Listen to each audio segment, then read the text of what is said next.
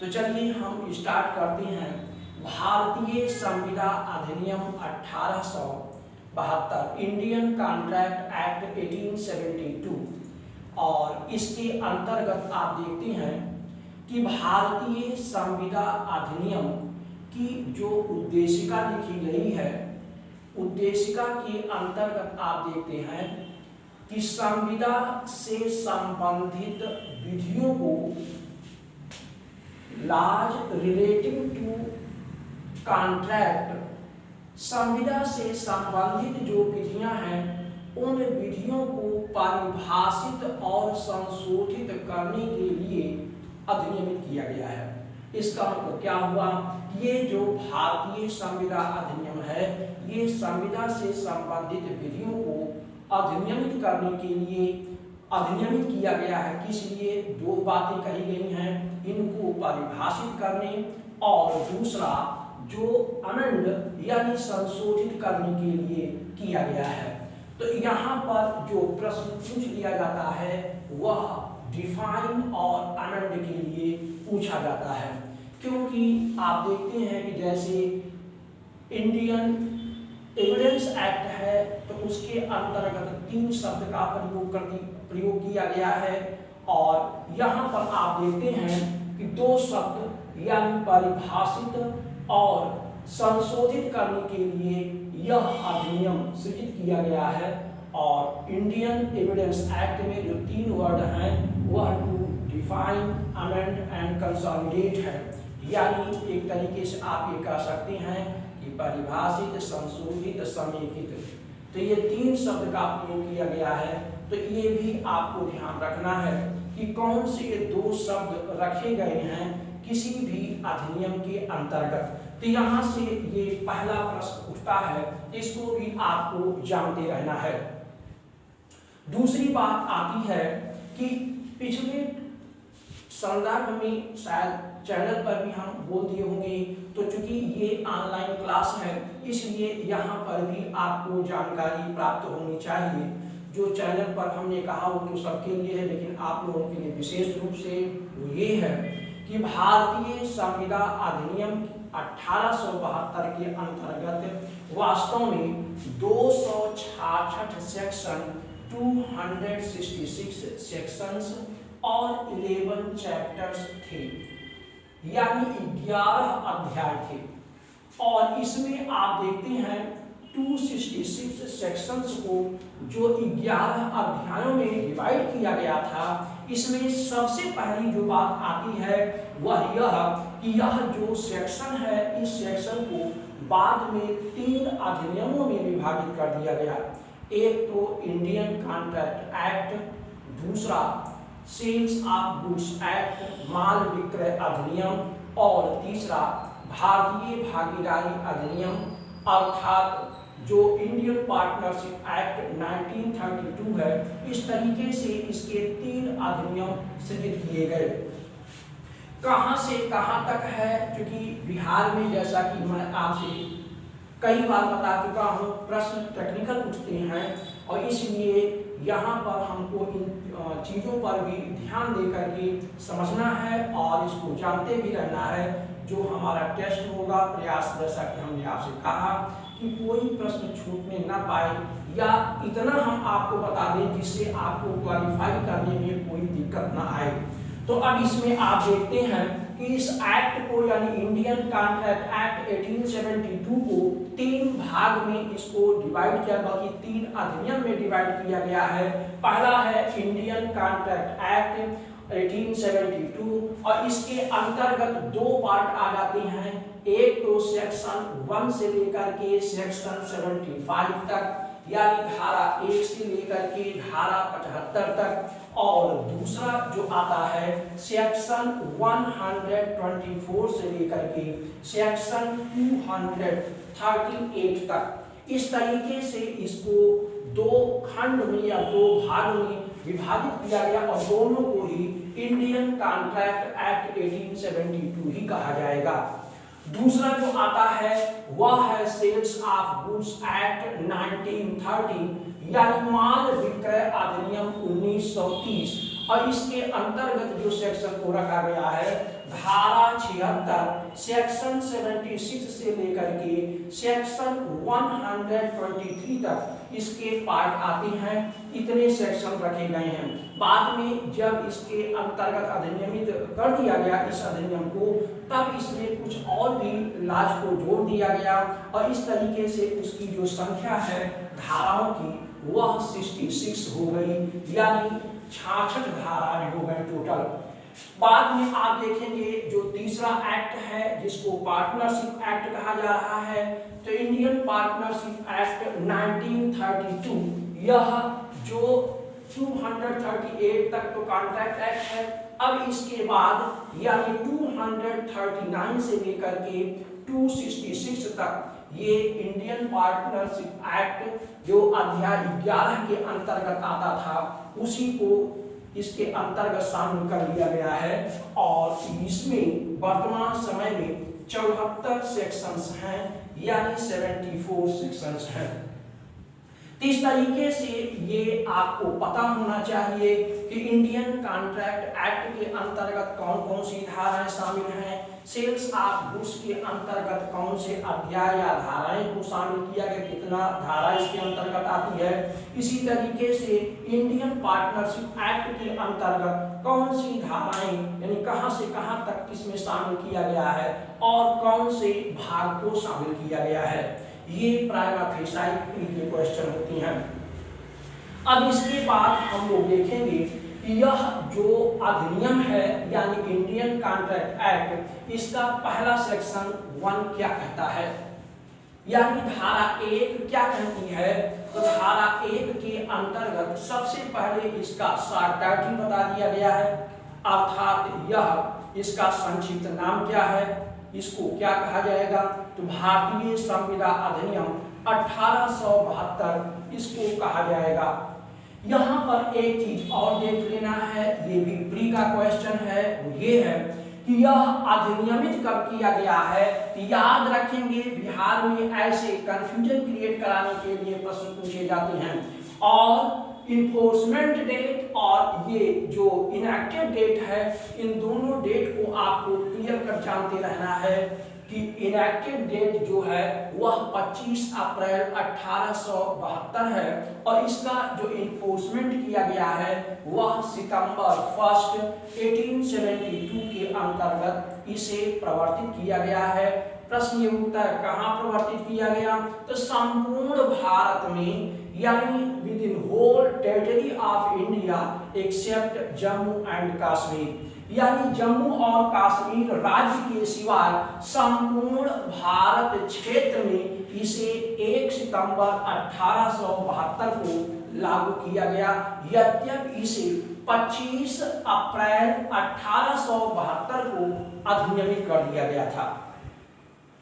अब इसके पश्चात इसमें आप देखेंगे जो महत्वपूर्ण पार्ट आता है वह क्या है, सेविंग। विद्यार्थियों ये अब तक प्रश्न नहीं पूछे जाते थे, यानी जो इसकी सेविंग है, जो इसकी व्यावृत्ति है, यहाँ से प्रश्न अब तक नहीं पूछे जाते थे।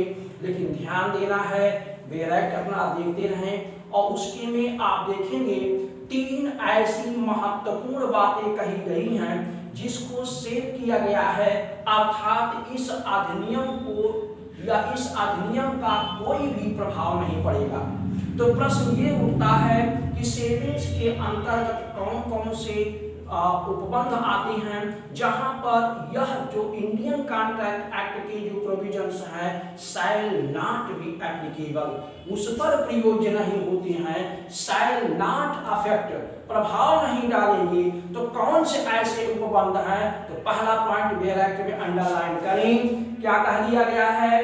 पहला पॉइंट के अंतर्गत स्टैट्यूट, संविधि, एक्ट, अधिनियम, और तीसरा इसमें जो बोला गया एबीसी पहले पार्ट के अंतर्गत आप देखेंगे 3 भाग हो गया है, संविधि, अधिनियम और विनियम। ये पहले खंड के अंतर्गत इसमें 3 भाग आप डिवाइड कर, ये ऐसे उपबंध हैं जिसके संदर्भ में यह लागू नहीं होगा, अर्थात इंडियन कॉन्ट्रैक्ट एक्ट इन पर लागू नहीं होगा।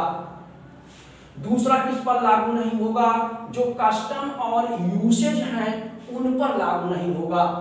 और तीसरी जो बात कही गई है, इंसिडेंट ऑफ कॉन्ट्रैक्ट, यानी संविदा की जो प्रसंगति है उसके समान जो प्रारूप है उस पर भी लागू नहीं होगा।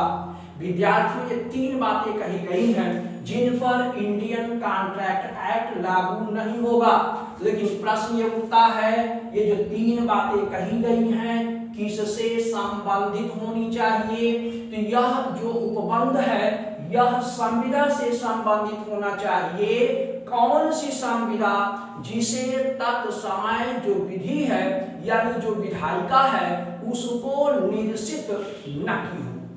इसका मतलब क्या हुआ कि जिसे स्पष्ट रूप से निरसित नहीं किया गया है, ऐसे ये तीन उपबंध जो संविदा से संबंधित हैं इन पर लागू यह अधिनियम नहीं होगा। इसका मतलब कि संविदा अधिनियम इंडियन कॉन्ट्रैक्ट एक्ट 1872 इन उपबंधों पर लागू नहीं होगा। कब? जब इसको रिपील न किया गया हो, निश्चित न किया गया हो और ये संविदा से संबंधित है, व्यापार वाणिज्य से संबंधित है, व्यापार से संबंधित है, तो ऐसे उपबंधों पर यह लागू नहीं होगा। लेकिन एक शर्त बता दी गई है, वह शर्त क्या है? लेकिन यह तब लागू नहीं होगा, कब लागू नहीं होगा? जब यहाँ पर क्या कह दिया गया है कि these are not inconsistent to the provision of the Indian Contract Act, अर्थात भारतीय संविदा अधिनियम 1872 के जो उपबंध बताए गए हैं उन उपबंधों से यह असंगत न हो, अर्थात इसको इनकंसिस्टेंट नहीं होना चाहिए। इसका मतलब क्या हुआ? कंसिस्टेंट होना चाहिए, सुसंगत होना चाहिए। तो एक लाइन में अगर आपको कॉन्सेप्ट बनाना है प्री पॉइंट से, तो वह यह निकल कर आता है कि भारतीय संविदा अधिनियम इन तीन उपबंधों पर लागू नहीं होगा। कब? जब वह स्पष्टतः निश्चित न किया गया हो।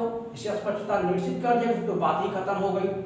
स्पष्टता निश्चित न किया गया हो और संविदा अधिनियम से असंगत न हो।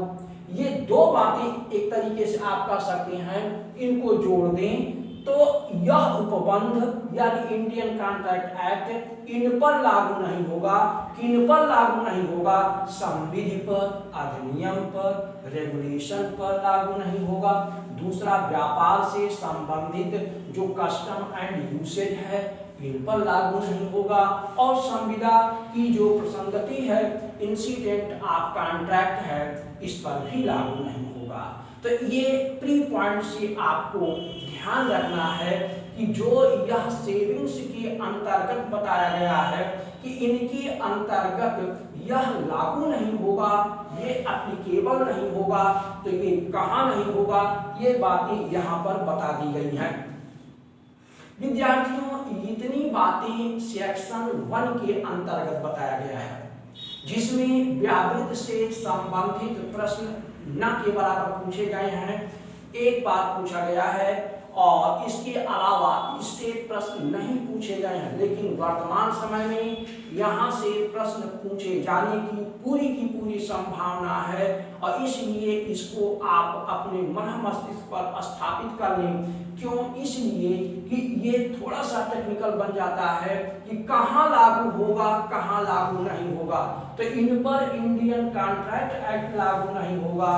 कब या कौन से उपबंध पर लागू नहीं होगा? ये तीन उपबंध बता दिए गए।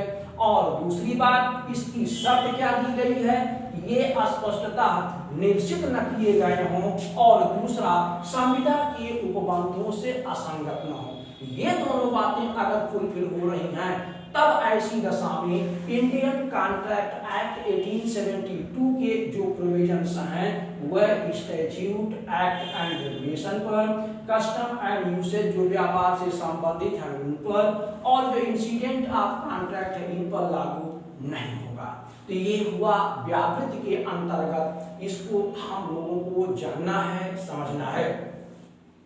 अब बात आती है डिफिनीशन बल्कि निर्वचन खंड जो सेक्शन 2 के अंतर्गत बताया गया है। विद्यार्थियों, हम लोगों को जो बुद्धिमानी है, समझदारी है, वो ये है कि सबसे पहले होल सोल कॉन्सेप्ट यानी एक टर्म्स जो प्रयोग किए गए हैं उनके संबंध में जानकारी जरूर ले लेना चाहिए। मतलब कि ये जो इंडियन कॉन्ट्रैक्ट एक्ट के अंतर्गत जो धारा 2 में बताया गया है, ये बेयर एक्ट की अकॉर्डिंग यानी जो आपका बेयर एक्ट है, संविदा का जो बेयर एक्ट है, उसमें जिनको परिभाषा दी गई है ए से लेकर के जे तक, उसके संबंध में एक सरसरी तौर पर निगाह डाल देना अत्यंत आवश्यक है और उस बेयर एक्ट के अकॉर्डिंग उसकी जो क्लिष्टता है उस पर भी चर्चा कर लेना चाहिए। क्यों? इसलिए कि तभी हम आगे और यह जो परिभाषा है वो चाहे खंड ए के ही अंतर्गत क्यों न हो, तभी हम उसको समझ पाएंगे, अन्यथा हम उसको समझ नहीं पाएंगे।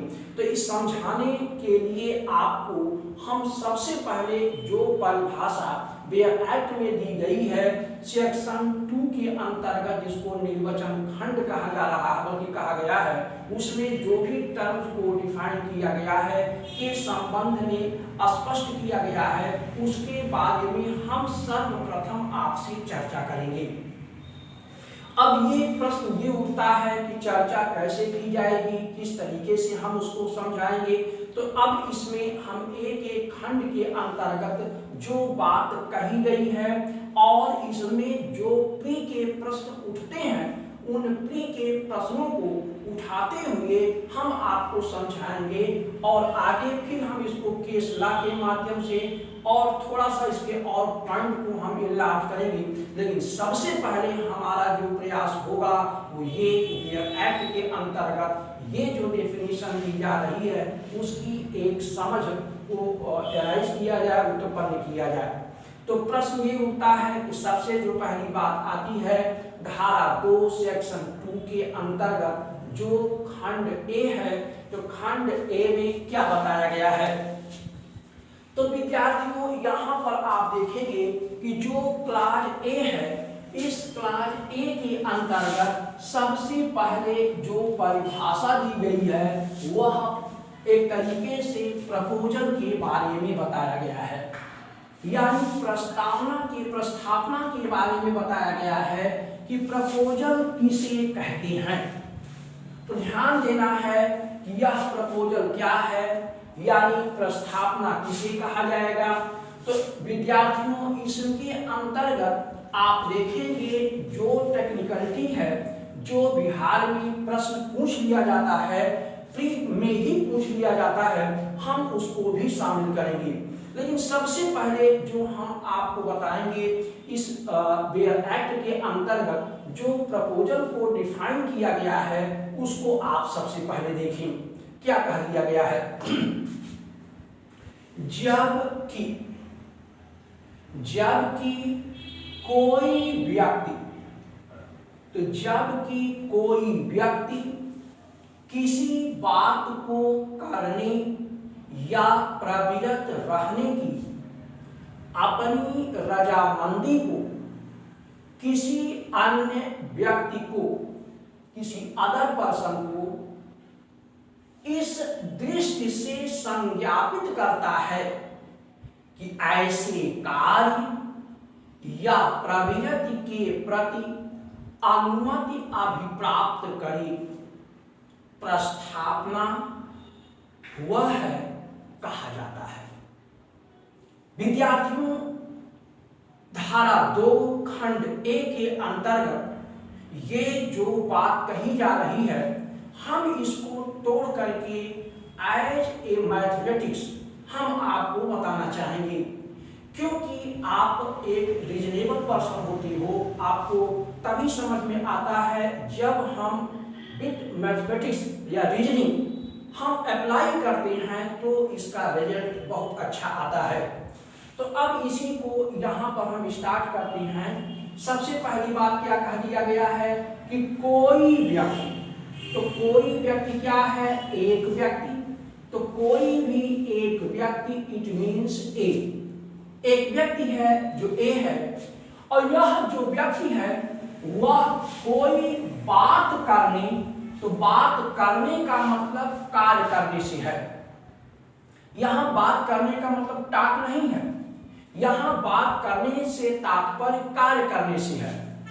तो कोई भी बात करने यानी कार्य करने से या उससे प्रवृत्त रहने की। इसका मतलब ये हुआ कि चाहे कार्य को किया जाए यानी टू डू, या not to do, not to do, तो चाहे करना हो या न करना हो, ए ने किसी कार्य को करने की, ए ने किसी कार्य को न करने की, यह जो बात है, यह जो फैक्ट है, वह दूसरे व्यक्ति यानी बी से इस आशय से बताता है, अपनी इस रजामंदी को, रजामंदी मतलब यहां पर जो उसका करने का या न करने की बात है, जिसके प्रति वह एसेंट अपनी रखता है कि भाई काम करना है, ये मेरी सम्मति है, मेरी एसेंट है, तो जो उसकी सम्मति है, जो उसकी रजामंदी मैं करता हूं, आपसे चाहता हूं आप करें, या मैं चाहता हूं कि आप यहां से हट जाएं, तो मेरी रजामंदी है कि आप हट जाइए। तो मेरा ये जो रजामंदी है यानी मेरी जो ये लाइकिंग है, इसके अनुसार आप कार्य को करें या न करें, हम इस दृष्टि से आपको संज्ञापित करेंगे, इस दृष्टि से हम आपको यह बात बता देंगे कि आपकी अनुमति यानी बी की अनुमति ए को प्राप्त हो जाए। इसका मतलब ये होता है कि ए जो बात करने की यानी कार्य करने की या न करने की दूसरे व्यक्ति यानी बी से करता है, ए फॉर्मेलिटी अदा नहीं करता। ए का पूरा यह इरादा होता है, आशय होता है कि बी जो है इसके प्रति अनुमति दे दे, ये ए का प्रयास रहता है, ए का इफर्ट रहता है, और यह इफर्ट विद इंटेंट किया जाता है। इसका मतलब क्या हुआ कि ए यदि कोई कार्य करने की या न करने का जो इफर्ट है इंटेंशनली, वह बी को बताता है कि बी उसको स्वीकार कर ले, तो अब इस तरीके से ए ने जो बात बी को बताई है वही बात प्रस्थापना कही जाएगी। इसका मतलब क्या हुआ? इसका मतलब ये हुआ कि यहां पर ए का आशय देखा जाएगा। ए ने जो बात बी को बताई है कार्य करने की या न करने की,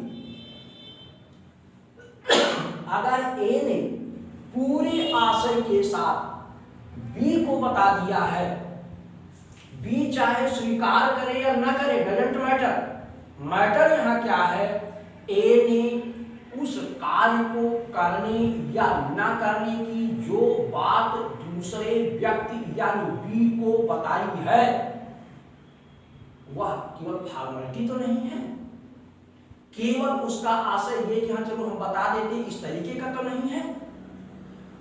अगर ए ने आशय पूर्वक बी को बता दिया है, वह चाहे प्रत्यक्ष रूप में दिखाई दे या अप्रत्यक्ष रूप में दिखाई दे, लेकिन ए चाहता है कि बी उसको स्वीकार कर ले, तब ऐसी दशा में ए ने जो बात बी से बताई है वह चाहे कार्य करने की हो या न करने की हो, उसे प्रस्थापना कहा जाएगा। अब विद्यार्थियों ये बात स्पष्ट हो गई कि बी के स्वीकार करने या न करने पर ए के द्वारा बताई गई बात, वह चाहे अफर्मेटिव में हो यानी कार्य करने की हो, या डिनायल फॉर्म में हो, ना करने की हो यानी कार्य करने की मनाही हो, किसी भी रूप में अगर ए ने बी को कोई बात कही है तो ऐसी दशा में वहां पर बी के स्वीकृत ना स्वीकृत पर विचार नहीं करना है, केवल ए का आशय देखना है। और ए अगर आशय पूर्वक इस बात को बता देता है, बस इतने से ही उस कथन को, उस स्टेटमेंट को प्रस्तावना यानी प्रपोजल कहा जाएगा। देखिए अब इसको एक दृष्टांत देते हैं और ये है क्या, ए अपना मकान 50 लाख रुपए में बेचने की बात बी से बताता है। ए कहता है कि हम अपने मकान को 50 लाख रुपए में बेचेंगे। ए ने उसको यह बात बताई कि किस आशय से बताई है, ए का इंटेंशन ये है कि भाई बी स्वीकार कर ले, बी उसके अपनी कंसेंट जारी कर दे, अपनी अनुमति प्रदान कर दे। जो ए का यह बात है तो बी चाहे इसको स्वीकार करे या बी चाहे इसको अस्वीकार करे, यानी इसको अफर्म करता है, इसके पास विकल्प है, या इसको वह डिनाई करता है, कुछ भी करे। लेकिन अगर ए ने पूरे इंटेंशन के साथ इस दृष्टि से, दृष्टिमान इंटेंशन, इस आशय से अगर बी को बता दिया है, बी को बता दिया है कि हम मकान को बेच रहे हैं 50 लाख रुपए में, इतने से ही मान लिया जाएगा ए ने प्रस्तावना कर दिया है। अब बिहार के जे के पॉइंट ऑफ व्यू से जो प्रश्न उठाए जाएंगे, क्या उठाया जाएगा देखिए, ए ने बी को 50 लाख रुपए में घर बेचने की बात बताता है। ए का आशय है कि बी इस मकान को खरीद ले, लेकिन बी ने इसे अस्वीकार कर देता है, स्वीकार नहीं करता है।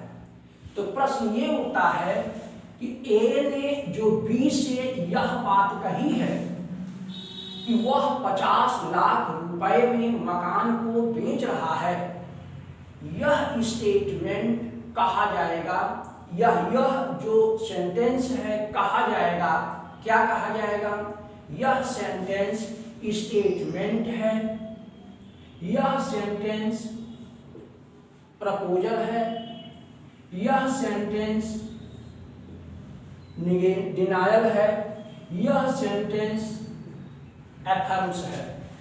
इस तरीके से 4 ऑप्शन दे दिए गए। अब यहाँ पर एक अगर एफर्म है, जबकि ये तो एकदम गलत है। क्यों? इसलिए कि बी इसको स्वीकार नहीं करता, बी इसको डिनाई कर रहा है। अब प्रश्न ये उठता है कि बी डिनायल तो कर रहा है, लेकिन इसको किस कोट में रखेंगे, किस कैटेगरी में रखेंगे? क्योंकि यहाँ पर जो प्रश्न उठ रहा है, जो सबसे एप्रोप्रिएट आंसर होगा वो यही है कि इसको केवल सेंटेंस माने यानी स्टेटमेंट माने, या केवल इसको प्रपोजल माने। तो स्टेटमेंट तो है ही है, लेकिन स्टेटमेंट को, सेंटेंस को उसने इस दृष्टि से बताया है बी को कि बी उसको स्वीकार कर ले, तब ए का जो यह स्टेटमेंट है इसी को प्रपोजल कह दिया जाएगा। तो अब आपकी जो अवधारणा है बिल्कुल क्लियर कट हो जानी चाहिए कि अगर ए ने बी को कोई भी बात, चाहे वह करने की हो या न करने की हो, आशय पूर्वक अगर बी को बता देता है, किस तरीके से बी उसको स्वीकार करे, बी चाहे स्वीकार करता हो या नहीं करता है, लेकिन ए का जो स्टेटमेंट होगा वह प्रपोजल कहा जाएगा। अगर बी अस्वीकार भी करता है तब भी उसको प्रपोजल मान लिया जाएगा। तो ये बेयर एक्ट के अंतर्गत जो धारा 2 खंड ए है, इस पर प्रश्न पूछे जाते हैं अब इस पर बिल्कुल क्लियर कॉन्सेप्ट बना लेना है कि स्टेटमेंट ही प्रपोजल बनता है, लेकिन वह स्टेटमेंट कब प्रपोजल होगा, तब होगा जब कहने वाला जो व्यक्ति है इस आशय से कहे कि दूसरा जो व्यक्ति है उसके संज्ञान में, चूंकि संज्ञापित शब्द लिखा गया है, सिग्निफाई शब्द का प्रयोग किया गया है, कि उसकी जानकारी में आ जाए, उसके संज्ञान में आ जाए, और संज्ञान में जब आ जाता है और संज्ञान में आने पर उसको जब संज्ञापित कर दिया गया है, तो ए ने इस दृष्टि से संज्ञापित किया है कि बी अनुमति प्रदान कर दे। ये शब्द बहुत इंपॉर्टेंट है कि अनुमति प्रदान कर दे। इसका ये मतलब नहीं है कि अनुमति प्रदान कर ही दे, ये बात नहीं कही जा रही है, बल्कि ये कहा जा रहा है कि इस आशय से ए के द्वारा कहा जा रहा है स्टेटमेंट कि बी अनुमति प्रदान कर दे। इसका मतलब बी के इंटेंशन की बात नहीं हो रही, यहाँ पर ए के इंटेंशन की बात हो रही है कि ए का आशय ऐसा होना चाहिए कि बी के द्वारा अनुमति प्रदान कर दिया जाता है, तब यह जो स्टेटमेंट होगा उसी को प्रपोजल कहेंगे। ओके, तो ये हुआ सेक्शन 2 क्लास ए। अब इसमें हम लोग आगे बढ़ते हैं।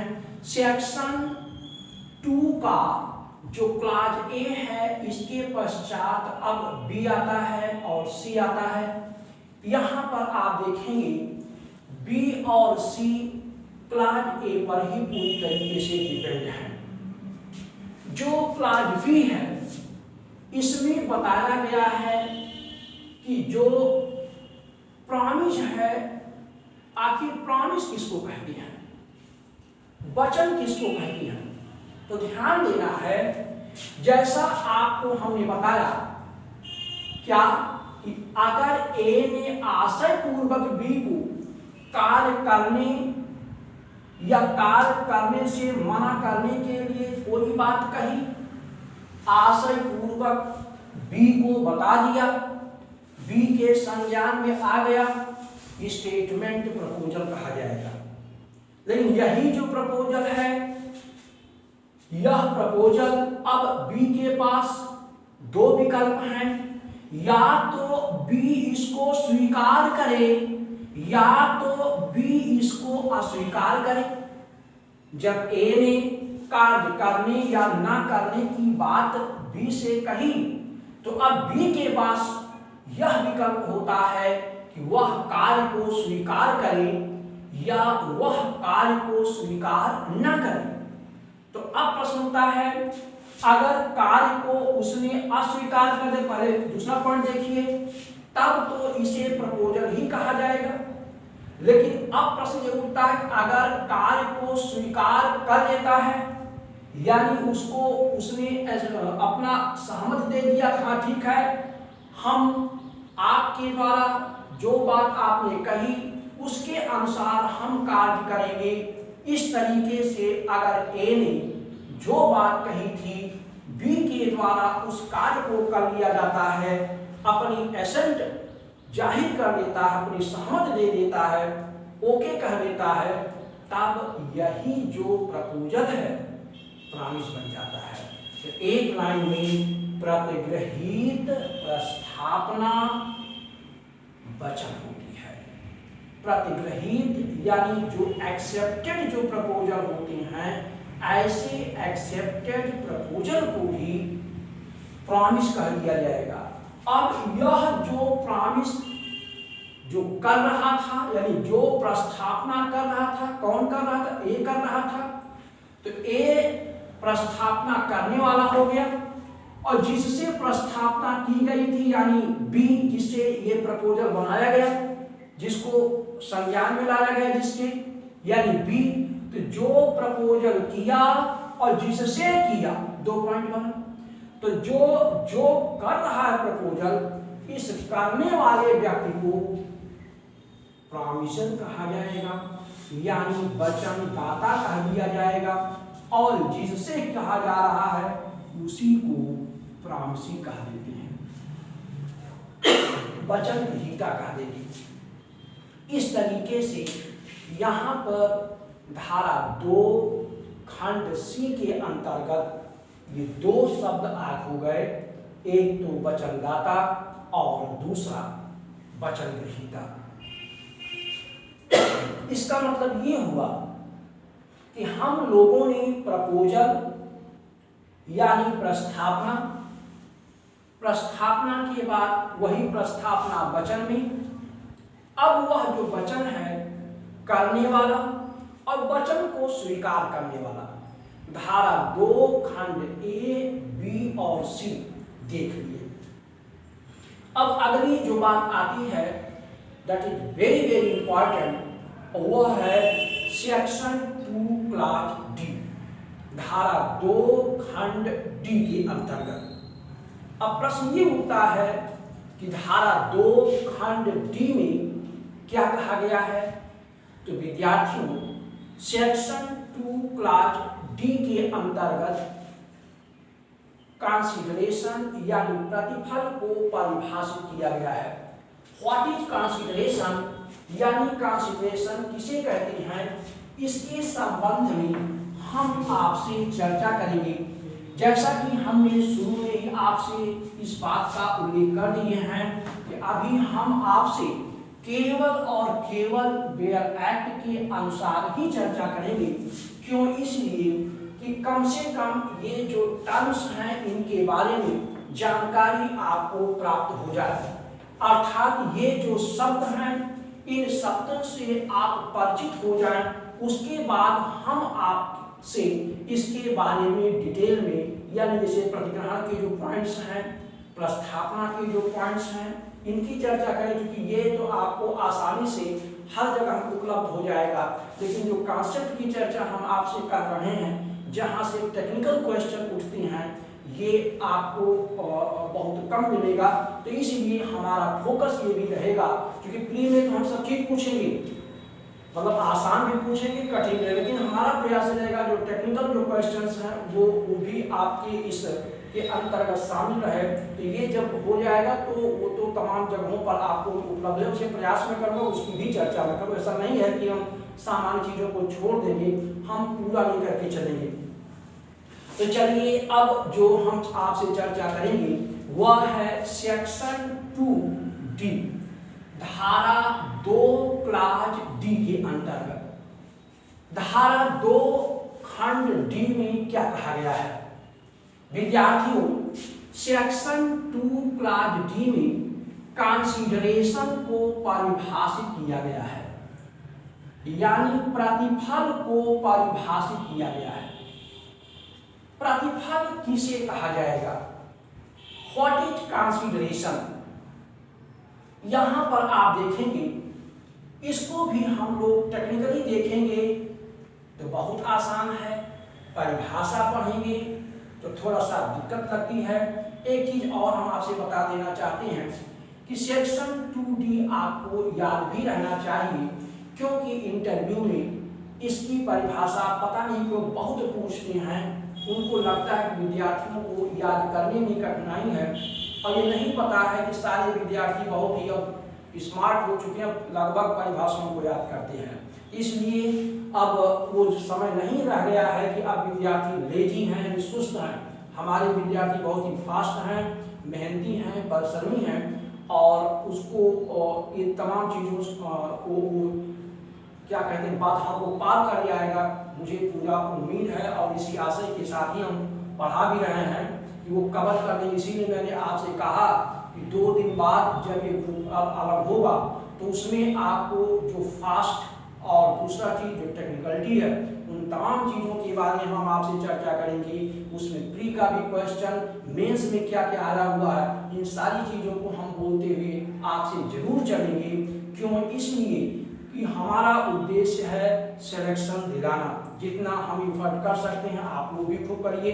टेस्ट होते रहेंगे, प्री का टेस्ट होता रहेगा। अभी पहला क्योंकि फोकस हमारा प्री पर है, प्री का ही टेस्ट होगा, तो प्री का टेस्ट होता रहेगा।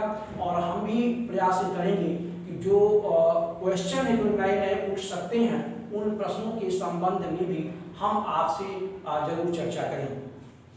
तो चलिए, यहाँ पर आप देखते हैं सबसे पहले सेक्शन 2 क्लास डी के संदर्भ में धारा 2 खंड डी क्या कहती है। धारा 2 खंड डी में कंसीडरेशन को परिभाषित किया गया है, प्रतिफल को परिभाषित किया गया है। What is consideration? कंसीडरेशन है क्या? देखिए बेयर एक्ट में क्या लिखा गया है। प्रतिफल में यानी सेक्शन 2D के अंतर्गत इस बात का उल्लेख किया गया है, क्या कहा गया है कि जब वचन दाता की वांछा पर, वांछा माने डिजायर, इच्छा, वचनदाता की वांछा पर, इच्छा पर वचन ग्रहीता या अन्य, ध्यान दें अन्य शब्द पर प्रश्न खुद पूछा जा रहा है। तो वचनदाता की वांछा पर वचन ग्रहीता या अन्य कोई कार्य कर चुका है या प्रविरत रहा है।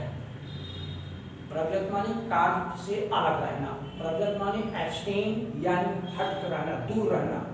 तो कार्य कर चुका है या प्रविरत रहा है, कार्य करता है या प्रविरत रहता है, कार्य करने की या प्रविरत रहने का वचन देता है। ध्यान दें, तीन बातें कही जा रही हैं, बात तो दो है लेकिन उसको तीन टेंस में कहा जा रहा है। तीनों टेंस में सबसे पहले पास्ट बोला गया, फिर प्रेजेंट बोला गया और लास्ट में फ्यूचर बोल दिया गया। तीन टेंस में इसका उल्लेख किया गया है। बात क्या है? बात कार्य करने, पहली बात, और दूसरा उस कार्य से प्रविरत रहने की है। लेकिन इसको तीन टेंस में बताया गया है। पहला जो टेंस बताया गया है पास्ट, दूसरा प्रेजेंट और तीसरा फ्यूचर की बात कही गई है। बस विद्यार्थी पास्ट, प्रेजेंट और फ्यूचर ये फंटी पकड़िए, उसके बाद आपको ये जो धारा है, बल्कि इस धारा के अंतर्गत सेक्शन 2 का जो खंड डी है बिल्कुल क्लियर हो जाएगा। क्या कहा गया जरा देखें कि जब वचनदाता की वांछा पर, यानी ये प्रॉमिसर है, वचनदाता की वांछा पर, इसकी इच्छा के अनुसार यह जो वचन ग्रहीता है यानी जो प्रांसी है, इसको हम ए और बी कह देते हैं। ये ए है, ये बी है। वचनदाता ए हो गया, वचन ग्रहीता बी हो गया। अब आगे देखें क्या कह दिया गया कि वचनदाता की वांछा पर, ए की इच्छा पर, जो यह वचन ग्रहीता यानी जो बी है क्या किया है, कोई एक्ट को कर चुका है या प्रविरत रहा है। हम इसको ए भी कर दे रहे हैं।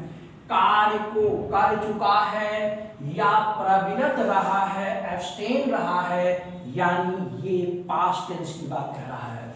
यानी उसके इच्छा के अनुसार कार्य कर चुका हो या वह कार्य से अलग रहा हो, जैसा ए ने कहा था। क्योंकि वांछा पर है, यानी ए की इच्छा, ए ने मना किया भाई आप कार्य से दूर रहिए, तो बी क्या था, दूर रहा था पहले ही। तो वह कार्य कर चुका हो या प्रविरत रहा हो, पहली बात। दूसरी बात क्या कह दिया गया है, कार्य को करता है या प्रविरत रहता है, यानी ये प्रेजेंट टेंस की बात हो गई। और तीसरी बात क्या कह दिया गया, कार्य को करने या प्रविरत रहने का वचन देता है। तो वचन उस समय नहीं पूरा किया जा रहा है, वचन देता ठीक है हम पूरा कर देंगे, यानी जरूरी नहीं है कि प्रतिफल तुरंत दे दिया जाए।